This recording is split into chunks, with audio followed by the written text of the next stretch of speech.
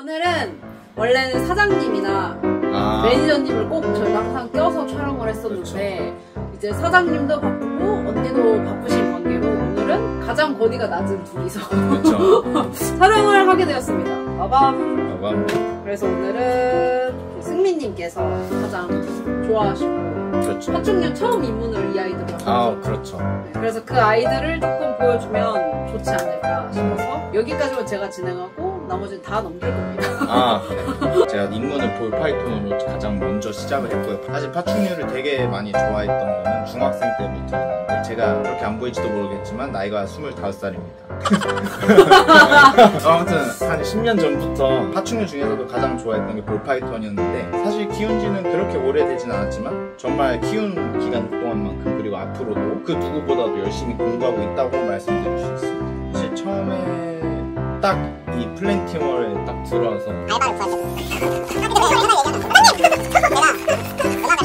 그렇게 이제 입문을 하게 되고 볼파이톤 친구들의 수를 늘려나가면서 브리더의 꿈을 키우게 되고 올해 중순쯤 5월 때 첫 브리딩 성공을 하면서 베이비들, 이쁜 베이비들 보게 됩니다. 이제는 제가 데리고 있는 볼파이톤이 한 30마리 넘어가는 몇 년? 2년? 네, 1년 반 좀 넘었어요. 이렇게 이제 볼파이톤을 너무 사랑하는 남자. 제 소개였고요. 진짜 파충류 인생 시작과 현재를 함께하고 있는 친구들이기도 해요. 볼파이톤만 물어보면 TMI 술술술 쏟아내면서 이 친구 이렇고 저 친구 저렇고 이 친구와 저 친구를 이렇게 합치면 또 이게 나오고요. 이런 이상한 소리를 많이 해대서 볼파이톤 막창으로 볼파이톤이라는 친구들에 대해서 먼저 설명을 해볼 건데 볼파이톤은 이름 그대로예요. 볼파이톤. 그래서 공비단뱀이라는 명칭으로 한국에서는 한국 이름이 또 따로 있고요. 이 친구들이 놀라거나 어떤 거에 위협을 받거나 몸을 숨겨야 되는 상황이 되었을 때 공처럼 몸을 이렇게 마는 그런 모습 덕분에 이름이 볼파이톤이라는 명칭을 얻었고요. 우리나라 건가 이제 뭐 미국권 이런 데에서는 볼파이톤이라고 불리기도 하지만 어느 국가에서는 로얄 파이톤이라고 불립니다. 로얄이 무슨 뜻이죠? 너무 잘 아시죠? 왜요? 그러니까 왕가의 그런 느낌이잖아요. 클레오파트라가 당시에 목에 얹었다기보다는 이제 팔목에 자기의 장신구처럼 감고 다니던 거에서 유래돼서 로얄 파이톤이라는 이름으로도 불리고요. 이 친구들은 우리가 흔히 보는 도마뱀들, 뭐 크레스티드 게코나 레오파드 게코와는 다르게 이제 여기에 있는 볼파이톤 친구를 꺼내서 설명을 드릴 건데 눈 앞쪽에 보시면 좀 쏠 것 같긴 한데 이 친구들의 코 앞쪽을 보게 되면 구멍이 보이고 앞쪽에 콧구멍 이외에 구멍들이 보여요. 아까 말했던 다른 도마뱀들과는 다르게 PT 기관이라고 불리는데요. 이 기관에서는 열을 감지해서 먹이 사냥에 도움을 줄 수 있는, 왜냐면 볼파이톤은 눈이 있고 코도 있지만 코로는 냄새 맡지 않고요. 눈은 시력은 약합니다. 그리고 이 친구들의 냄새를 혀로 맡아요. 혀로 냄새를. 그래서 이렇게 낼름낼름. 네, 낼름낼름하면서 주변의 상황과 내 주변에 어떤 것들이 있는지를 감지를 하고요. PT 기관은 이제 열 화상 카메라 같은 기관이에요. 높은 온도의 물체가 지나가면은 이제 그거를 먹이로 인식하고 사냥을 합니다. 보통 사람들이 뱀들 물어보시면은 뱀은 대체 어디서부터 어디까지가 목이고 어디서부터 어디까지가 몸뚱아리, 어디서부터 어디까지가 꼬리인가요? 라는 말을 되게 많이 물어보시는데 쭉 펴보게 되면 목이라고 불리는 기관은 머리 아래서부터 쭉 내려오게 됩니다. 내려오게 되다가 이제 갑자기 굵어지는 부위가 있어요. 이 부위부터 몸통이 시작이고요. 이쪽에는 흔적 발톱과 총 배설강이 있어요. 총 배설강까지가 몸통이고요. 그리고 딱 여기서부터 여기까지만 꼬리입니다. 생각보다 얘네들 삼키는 데까지가 되게 머나먼 요정이에요. 좋은 질문이에요. 삼킨다고 하니까 딱 떠올랐어요. 우리는 보통 다른 도마뱀들에게 먹이를 줄 때 머리 크기만 아니면 머리보다 더 작은 그쵸. 먹이를 줘야만 하잖아요. 이 친구들은 달라요. 뱀은 턱 관절이 아래로 분리가 됩니다. 턱이 아무리 늘어져도 턱이 부러지지가 않아요. 그래서 본인들의 가죽의 유연성만큼 턱이 늘어나고요. 턱 관절이 빠지면서 그 안쪽으로 먹이가 들어가게 됩니다. 그렇기 때문에 뱀은 머리보다 큰 생물도 먹을 수 있고요. 그렇기 때문에 한 번 먹이를 먹었을 때 일주일에 한 번씩만 밥을 먹어도 밥을 먹고 난 뒤 3에서 4일 정도를 소화시키고요. 요산 아니면 배변을 확인하신 후에 급여를 하시는 편이 좋고요. 대신에 이 친구들은 한 번에 왕창 큽니다. 왕똥? 네. 그러면 다음으로 넘어갈 건데 볼파이톤과 크레스티드 게코의 좀 크게 확실하게 다르다고 볼 수 있는 건 뭔지 아시나요? 보프가 엄청나게 많다. 맞아요. 이 친구들은 보프가 정말 굉장히 다양합니다. 우리 크레스티드 게코 같은 경우에는 몇 없죠. 근데 볼파이톤은 정말 모프가 아직까지도 발견되지 않은 모프들이 있다고도 할 만큼 너무나도 많아요. 그러면 이제 저 같은 초보자들이 좀 궁금한지 뱀은 어떻게 키웁니까? 사실 이 친구들의 사용 난이도가 높다고 생각되는 분이 일단 먹이에서 발견. 이 뱀들은 주식이 쥐나 새입니다. 병아. 새? 그리고 크레스티드 게코 같은 경우는 상원에서 또 키우잖아요. 그쵸? 근데 이 친구들도 레오파드 게코처럼 어느 정도 뜨습게 그리고 열원이 있는 사육장에서 키우셔야 돼요. 우리 볼파이톤은 온도는 28도에서 32도 사이를 굉장히 좋아합니다. 왜냐면 아프리카에 사는 생물이기 때문에. 그래서 이 친구들은 핫존은 32도에서 33도, 쿨존은 26도에서 28도 사이로 왔다 갔다 해주면 정말 좋아요. 쿨존에는 물그릇, 핫존에는 은신처 놔주시는 게 좋고요. 첫 설명 촬영이라 힘들어요. 친구들 이제 사육장 세팅을 하실 때 제가 바닥재를 총 3종류도 가져왔는데, 일단 기본적으로 한 마리만 키우시는 분들 아니면 이제 입문자분들을 위해서 페리톤과 전기장판, 기본적으로 파충류용 전기장판을 가장 써주시면 좋고요. 준비된 전기장판 위에 이런 식으로 3분의 1 정도만 깔아주시고, 안쪽에는 총 3종류의 베딩이 들어갈 수 있습니다. 아스펜 베딩, 코코 허스크, 배변 패드 쓸 수 있겠죠. 먼저 이 배변 패드는 바로바로 버려주고 새 걸로 교체해줄 수 있다는 장점이, 단점은 이제 이거나 신문지 같은 경우는 습도 조절이 쉽지 않다. 아스펜 베딩 같은 경우에는 기본적으로 뱀들이 위해서 나온 바닥재긴 해요. 근데 사실 이 아스펜 베딩은 홀루브리드, 콘스네이크, 킹스네이크 아니면 레스네이크처럼 그렇게 습도가 중요하지 않은 상황입니다. 그 친구들에게 조금 더 효율적인 적합한 베딩이에요. 이거의 장점은 배변 패드는 전부 다 갈아야 되는 반면에 여기에 용변을 보게 되면 집어서 버릴 수 있다. 저는 가장 추천드리는 건 허스크. 대한민국은 봄, 여름, 가을, 겨울 4계절이잖아요. 저는 코코허스크를 쓰시는 계절은 봄, 가을, 겨울을 다 추천해요. 근데 여름이 빠졌죠. 여름이 빠진 이유는 일단 한 번 더 설명을 드릴게요. 기본적으로 코코허스크는 코코넛의 껍질을 이제 긁어내고 조각내가지고 만들어낸 바닥재인데, 이 바닥재 같은 경우에는 굳이 보고 해야 돼요?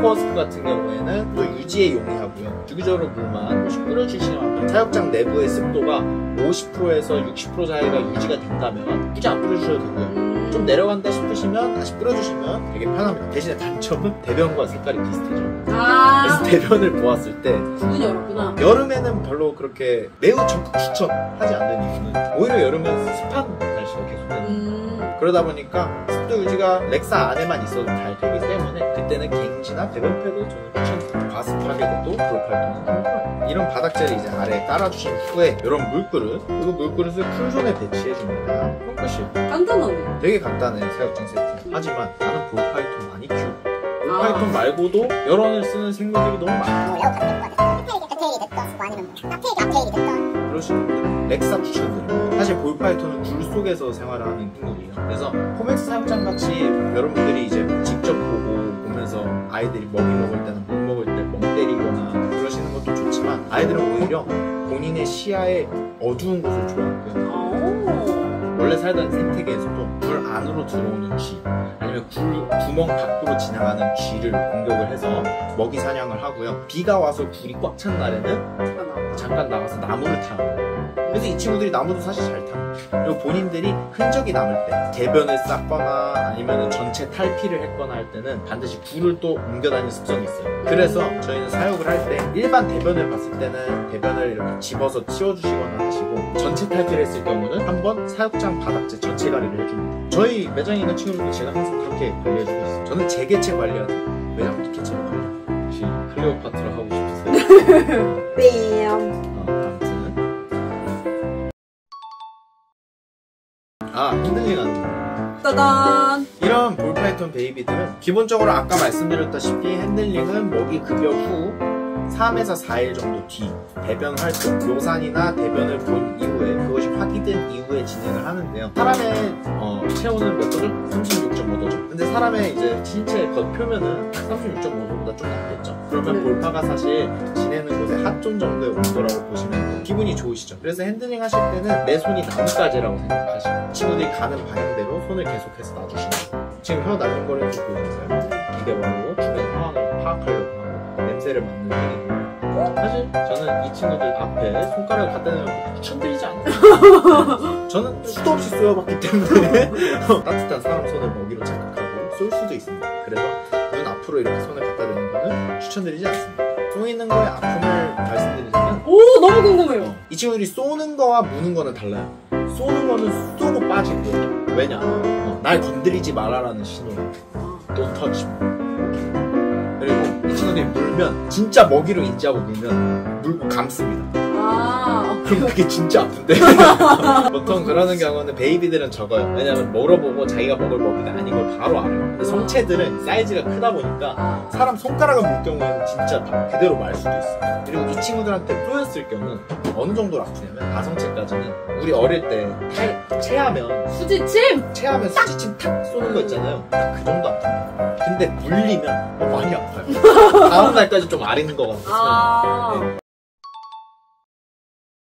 간단한 노말 볼파이톤 모프부터 조금 더 입문자들의 이목을 끌만한 그런 모프로 콤보가 된 아이들까지 조금씩 보여드릴 건데, 이 친구가 아까 처음에 저희에게 볼파이톤의 기관들에 대해 설명을 도와줬던 노말 볼파이톤. 사실 저는 처음 볼파이톤에 반했던 게 이런 귀여운 이제 표정, 끼우하고 있는 표정이기도 하지만은 이런 되게 와일드한 패턴이 너무 마음에 들었어요. 하트 모양인데 눈이 이렇게 찍혀있죠. 우리는 그래서 볼파이톤에서 이거를 에일리언 헤드라고 해요. 외계인 머리라는 뜻이죠. 우리 크레스티드 게코에도 도살, 레터럴이라는 이제 부위별 명칭을 뜻하는 단어들이 있듯이 이 친구들도 이런 걸로 어떤 모프가 들어갔는지 판단이 할 수 있어요. 그리고 이제 노멀 친구들에서 조금 패턴이 바뀐 친구를 한번 보여드릴 거예요. 뭐야, 뭔 차이요? 잠깐만. 네. 뭔 차이요?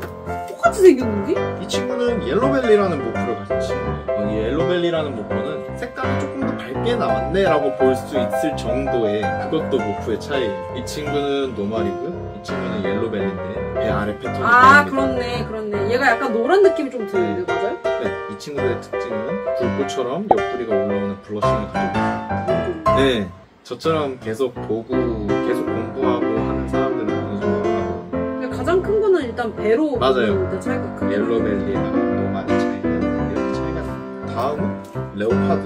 얘는 또 뭐예요? 똑같은 패턴이 크다! 그쵸. 패턴에서 확연한 차이를 보여줍니다. 색감도 좀 더 다크한 색감이 남아요. 레오파드 같은 경우도 배 무늬가 살짝 달라요. 근데 얘도 약간 노란기가 조금. 네, 맞아요. 조금 더 다크하게 색감이 올라오기 때문에. 그리고 배 아래쪽에 이런 식으로 줄처럼. 네. 원래 깨끗하던 볼파이톤의 배에 이런 줄무늬 있습니다. 이 친구가 좀 전에 설명했던 옐로벨리고, 이 친구가 레오파드라는 친구예요. 그런데 이 레오파드와 옐로벨리를 합치가 있어요? 비빔합니다. 비빔합니다. 그러면 이 친구는 레오파드 옐로벨리라는 친구. 와, 진짜 모르겠어. 제가 방금 배의 패턴을 보면 한 번 더 확인할 수 있어요. 노란데 줄이 이렇게 무늬가 있구나. 줄무늬가 올라오고요. 옆구리에는 일반인들은 조금 보기 힘들 수 있지만 불꽃처럼 올라오는 브러셔 무늬가 있습니다. 어렵죠? 이제 한때 선정적인 선풍적인 아니 잘못. 한때 선풍적인 인기를 끌었던 바나나라는 모프가 콤보화를 이루었을 때 나오는 모습인데요. 총 3가지 모프가 합쳐진 친구예요. 바나나, 엔치, 파스텔 각 모프의 특징을 조금씩 짚어드리면, 바나나는 이런 식으로 노란색으로 빠지는 게 특징이고요. 엔치는 좀 더 패턴의 단순화를 이뤄주고요. 색감이 살짝 쨍하게 만들어줍니다. 그래서 다른 아까 볼파이톤들에서 볼 수 있었던 에일리언 헤드가 많이 사라진 모습을 볼 수 있죠. 그리고 파스텔은 머리 쪽 패턴이 조금 더 밝게 나오고요. 그리고 몸의 패턴을 더 밝게 만들어줍니다. 그래서 노랗고 발색이 쨍하면서 밝게 만들어줬다고 생각하시면 돼요. 사실 바나나의 단점이 맞아요. 점들이 엄청 많이 나옵니다. 그런 부분들에 대한 단점을 엔치와 파스텔이 많이 보완해줬다고 볼 수 있어요. 이 친구는 제 올해 첫 해칭개체. 이런 노랗거나 하얀 친구들이 입문하시는 초보자분들이나 아니면 여성분들 진짜 인기가 많아요. 이 개체가 이제 제가 일하고 있는 플린티벌에서 좋은 분들께 분양됐으면 하는 분에서 이렇게 데려오게 되었습니다. 정말 이렇게 보면 하나의 과일 같아요. 제 생각은 그래요. 다른 분들은 다르실 수 있는데 과일 같고 젤리 같고 이렇습니다. 다음으로 소개해드릴 친구는 백사라고도 불리는 루시입니다. 볼파이톤은 루시 스틱이 총 2종류로 나뉩니다. 블랙 아이 루시스틱과 블루 아이 루시스틱이 나뉘는데 저 눈이 정말 까맣죠. 볼파이톤의 다른 모프들 입문자분들이 쉽게 입문하실 수 있는 모프들을 소개를 드렸고요. 네. 퇴근 언제예요? 이제 곧 할 거예요. 그만 좀. 알았어. 이제 다 했어요. 그리고 볼파이톤에 관한 질문들 유튜브 댓글로 남겨주시면 그렇죠. 제가 직접 댓글 달아요. 오, 네. 하나하나 읽어보고